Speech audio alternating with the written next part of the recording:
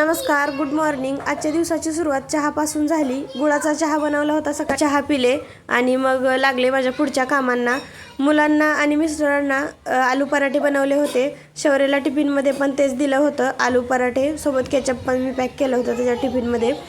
शौर्याचा tiffin pack केला, school bag वगैरे सगळं पॅक करून त्याला मी स्कूलला सोडायला गेले। स्कूलमध्ये सोडून आले, त्याला स्कूलमध्ये सोडलं आणि येता येता गेले मी मंदिरामध्ये दर्शन घेतलं। खूप छान वाटतं मंदिरामध्ये गेल्यावर सकाळी सकाळी।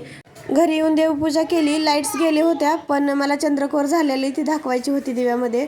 नंतर स्वराजला सोडायला गेले, स्वराजला सोडून आले आणि साई टाकून चहा पिले। खूप छान लागतो असा चहा।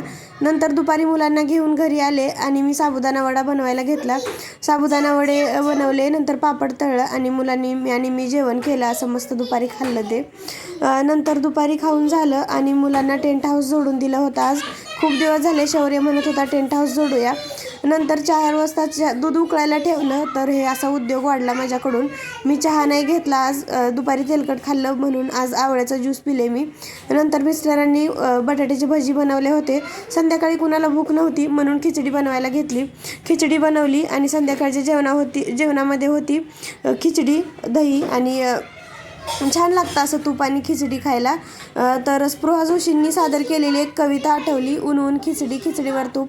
नक्की ऐका यूट्यूबला। व्हिडिओ आवडला तर लाईक करा, शेअर करा आणि चॅनलवर नवीन असाल तर सबस्क्राईब करा। Bye bye.